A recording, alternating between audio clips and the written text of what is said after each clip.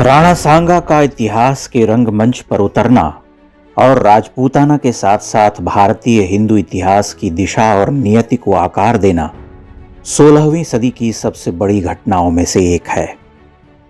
राणा सांगा ही अंतिम हिंदू शासक थे जिनके सेनापतित्व में राजपूतों का संपूर्ण पराक्रम बर्बर आक्रांताओं को उन्मूलित करने के लिए उमड़ पड़ता है। उनके बाद भी युद्ध हुए और पराक्रमी नरेश आए, हिंदुओं का अविराम प्रतिरोध जारी रहा, लेकिन वैसा कोई शूरवीर उत्तर भारत में नहीं पैदा हुआ जिसके नेतृत्व में समस्त राजपूताना की शौर्य वाहिनी एक साथ एकत्रित हुई हो। राणा सांगा उनका लोकप्रिय नाम था। वास्तविक नाम राणा संग्राम सिंह प्रथम था। उनका जन्म 12 अप्रैल 1482 को चित्तौड़ में हुआ था। 1508 ईस्वी में उनका राज तिलक हुआ। 1528 में वीर गति को प्राप्त करने तक पूरे 20 वर्ष तक राणा सांगा लगातार लड़ते रहे।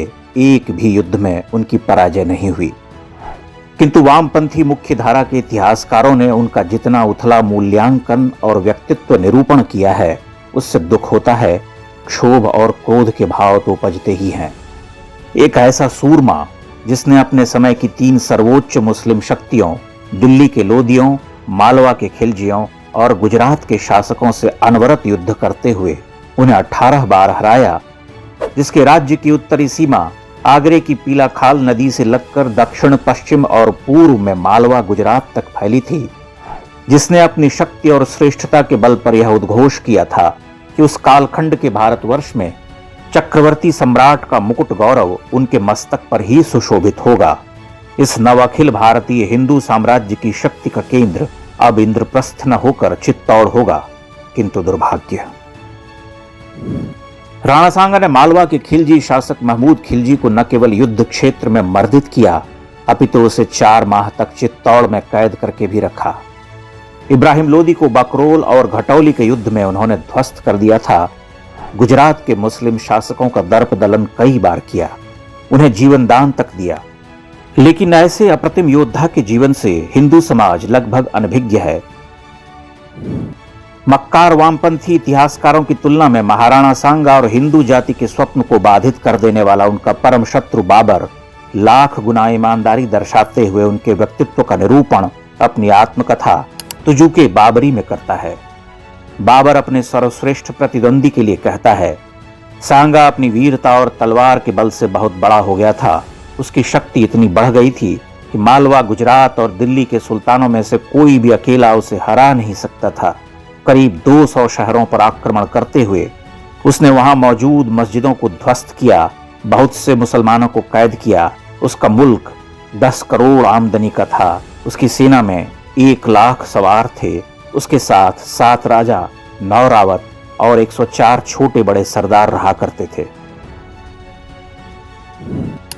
कर्नल जेम्स टॉड लिखता है कि अगर महाराणा सांगा के बाद उनके तीनों उत्तराधिकारी शासक रत्न सिंह द्वितीय, विक्रमजीत सिंह और उदय सिंह भी सांगा की तरह योग्य रहे होते तो मुगलों का शासन यानी इस्लामिक साम्राज्यवाद की पैठ भारतवर्ष में हो ही नहीं पाती।